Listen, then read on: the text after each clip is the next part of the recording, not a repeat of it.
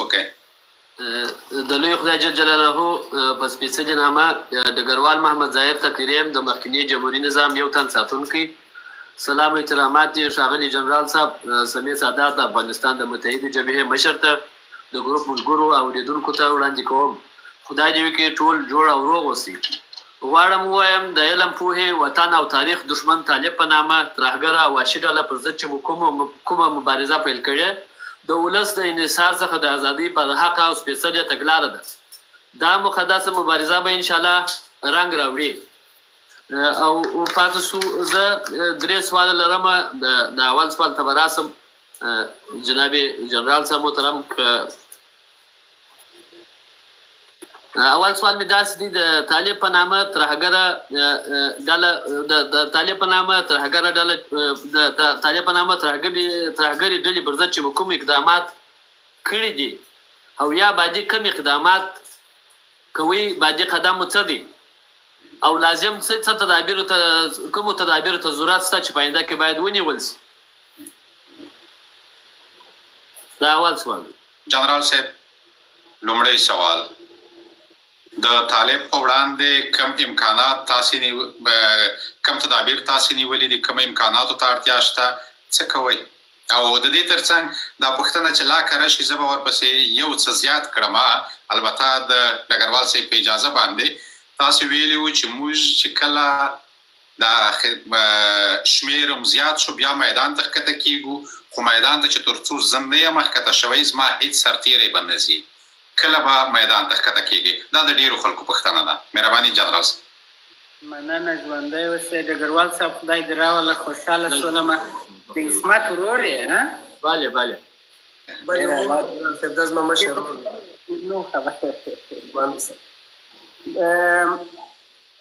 اقدامات خو داسې وو چې په اول کې موږ کوشش وکړی، غوښتنه مو چې د مقاومت د جبهې سره یو ځای کار وکړو او زه ولاړم تاجکستان ته مې سفر وکړی. د احمد مسعود سره موږ مذاکره وکړه، خبرې مو وکړلې، بار بار مو وکړلې. متاسفانه هغه مذاکره ناکامه شوله او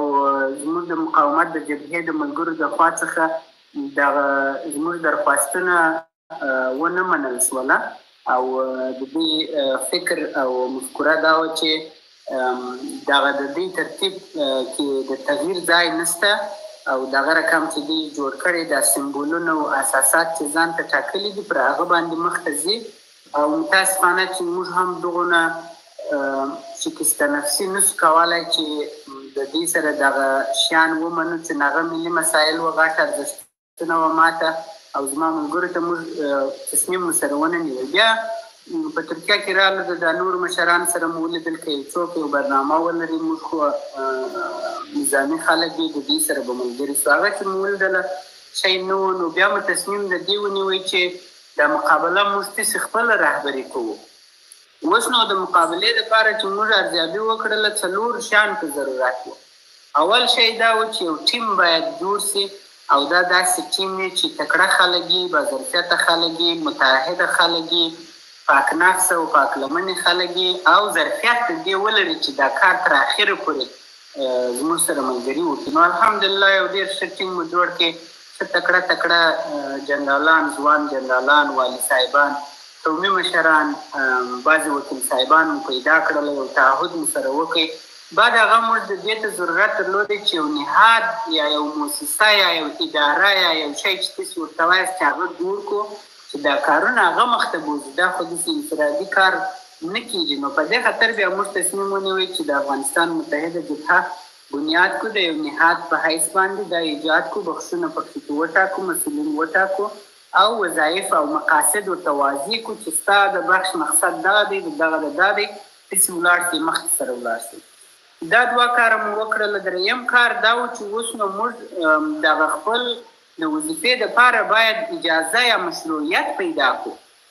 نو اول موږ د علماو سره کښېنستلو، دوی خپل تحلیل او ارزیابي وکړله. موږ ته 93 سورې آیات د قرآن عظیم شان څخه راویستله چې په هغه کې دا واضح سوي وه چې بلکل د دغسې حکومت یا رژیم په مقابل کې لکه طالبان په اسلام کې د ظلم د حاکمیت په نامه باندې یادېږي، تاسې نه یوازې چې حق لري بلکې دا پر تاسې باندې فرض عین دی چې د داسې ظالمو خلکو پر ضد باندې تاسې مسلحانه اقدام وکړي. نو دا جواز چې مو ترلاسه کړي باره مو بیا بین المللي مشروعیت ته ضرورت پیدا کېدی چې موږ ټوله د مملکت څخه بیرون یو او دغه مشروعیت که ونه لرو، سلاوي رانیولو، پیسې انتقالولو، خلک انتقالولو، بعضې تعلیمات شان لاسته راوړلو، دا شان ناممکنه ده. نو بیا هم کوشش وکړئ دغه خپل لابي مو شروع کړله چې جبهې ته یو هویت پیدا سي، یو مشروعیت پیدا سي چې الحمدلله په دا یو نیم کال کې چې جبهه ایجاد سوې ده موږ اوسو کولی چې په دنیا کې خصوصا په غربي نړۍ کې چې موږ ته ډېر مهم دی، موږ تاسې اکثره په غربي نړۍ کې یو چې یو مشروعیت پیدا سي، خلک موږ وپېژني، یو څه جواز د کار سیاسي فعالیتو دې شیانو مثلا شاید وروسته بعضې شیانو ته هم دغه پیدا کو، جواز د دې پیدا کو، نو هغه لاره مو خلاصه کړله. په دې عین حال کې موږ دا کار هم وکړئ چې د امریکا سره برته خبرې وکړو چې تاسې طالبان مه سپورټوئ او طالبان په رسمیت مه پېژنئ. د غربي نړۍ مشر امریکا دی او کله چې امریکا په یو کار کې وکې ولري ټوله نړۍ د غربي نړۍ لري، دغه نور مملکتونه هم خپل نقش لري، مګم آخري کلم د امضا دلته په امریکا کې کېږي. بنان دلته موږ دا ترتیب شروع کړئ چې کارونه مو مخته ولاړه، کانګرس ته موږ ولاړو، په کانګرس کې ما خبرې وکړلې او دلته په امریکا کې زموږ کتاب چاپ سو چې د افغانانو کیسه ده، د سرتیرو کیسه ده، زموږ د قربانیو، د ظرفیتو او د زحمتونو او د ارمانونو کیسه ده. ما یوازې زه لیکوال یم، نور کیسه خو ټوله د افغانانو او د ځوانو افغانانو ده. نو دا شیان ټول په مجموع کې د دې سبب وګرځېدي چې موږ ته یو څه نورم دا لاره سره خلاصه سي. په عین وخت کې د زمان موضوع ډېره مهمه موضوع ده، په دې خاطر چې اکثره زموږ خصوصا دا ځان ته چې سیاسیون وایي هغه ویل چې ولا طالبان ته باید وخت ورکړو او دا وخت هم مهم و چې باید تیر سي. په دې خاطر چې موږ طالبان پېژنو مګم نور خلک یې نه پېژني. شاید په دغه انډیوالانو کې چې اوس دلته ناست دي هم توقع درلودل، موږ هم توقع درلودل چې اورور دا خلکو به تغییر کړی، وطن به جوړ کړي، دا کار ونه سو. نو دغه اقدامات موږ تر اوسه پورې کړي دي، تدابیر د دې مو نیولي دي، استخباراتي تدابیر ښه مکمل لرو، مکمله استخباراتي شبکه لرو او طالبان چې هر څونه خلک لري، سلا لري، روابط لري، د کوم مملکتو سره کوم استخباراتو سره کار کوي، څوک چش کوي، څوک ظلم کوي، څوک غلا کوي، څوک چش کوي، دا ټول موږ ته رامعلوم شوي دي. او نور اقدامات اوس نو یو څه سیاسي اقدامات پاتې دي، د هغه بعد بیا نظامي اقدامات دي. او د هغه خبره ثابت صاحب چې ما کړې وه، دا واده مې کړې وه، زه د میدان د محاربې سره بیګانه سړی نه یم. زما ټول عمر مې چې زه ځوان سوی یم په میدان د محاربت تېر سوی دی او ډېر په عشق او په مینه ما د افغانستان لپاره مقابله کړې ده او په عشق او په مینه به بیا زه جنګ کوم او د ازادۍ لپاره به یې کوم او بلکل به یې کوم. بعض وخت چې رښتیا درته وایم د زړه خبره مې وایم ډېر مې نفس تنګ سي چې وایم ولاړ سم بلا کار شروع کړم، خو بیا دغه ضرورت ته دې ته وګورم چې ښه دا ټوله جبهه، دا ټوله تغییر راوستل، د وطن ازادي، د وطن دغه ډوډۍ رسول او برته یو حکومت جوړول، دا شان خو ټوله ډېر اقدامات غواړي او دغونه حوصله او وخت غواړي. نو دا هم باید فعلا د دغه جریان مشر زه ټاکل سوی یم، حداقل د زموږ د برنامې اساسات باید تامین سي، بعد هغه بیا موږ هغه کار ته سره ولاړ سو. خپل پر واده بلکل ولاړ یم او د جنګ څخه زه نه بیره لرم او نه هم طالبان هیڅ وخت په تاریخ کې که تاسې یو طالب پیدا کړئ چې ویې ویل چې په دا مقابل خط کې سمې سادات او موږ مات کوي، په هغه ورځ زه بلا دا مبارزه پرېږدم. زما په ژوند کې داسې ځای نه دی راغلی چې زه د طالب سره مقابل سمه او دی د هلته ځان ټینګ کړي. هیڅ امکان نه درلوده چې هر کم خط و هر کم ځای د دی و موږ هغه ځایونه ورماتول او ورننوتلو او ورتللو. نو تدابیر لرو، نور تدابیر ته هم ضرورت شته. جناب جنرال صاحب فکر کوم دغه دوم سوال مې په افغانستان کې د سیاسي ثبات د بیا تامینولو لپاره څه پکار دي فکر کوم چې د خبرو په جریان کې دا سوال هم تکمیل شو هغه خبرو سره چې تاسو وکړئ هغه سره راپ لري نو راځو دریم سوال ته به راسو ولس او د تیر جمهوري نظام منسوبینو ته ستاسو پیغام څه دی چې ډېر نظامیان دا توقع لري او هیله لري ستاسو سره خو پوهېږم برابري کې شته مشران شته هغه ښه واړه ضابطان یا سربازان یا نور چې دي په نورو خارجي ممالکو کې دي هغه دا توقع لري چې موږ داسې یو انسجام رامنځته شي چې موږ وکولی شو د هغه طریقه څخه خپل ارتباطات تامین کړو نو په آینده کې د خیره دا زموږ داسې پروګرام چې څه وخت مخته ځي هاخوا دی تاسې په سر کې قرار لرئ خپل برنامې مخته بیاست خو د انسجام دپاره لازمه ده چې داسې یو منسجمه یو ټولنه یو ارتباطات رامنځته شي د ډېرو نظامیانو غوښتنه دا مې درېیم سوال دی په خیر اوسي مننه تقدیري صاحب سیاسي تامین ډېر مهم دی دا اساسي خبره ده ګوره یوازې د طالبانو ماتول موضوع نه ده دلته ته باید برته دا وطن د داسې باثباته یو نظام جوړ کړې یو سیستم جوړ کړې چې په هغه کې د افغانانو خیر ملک الطوایفي نه جنګ سالاران نه پکښې زموږ برنامه دا ده چې د طالبانو د شکست بعد الله تعالی د موږ ته فتح راکړي چې وطن آزاد سو د هغه بعد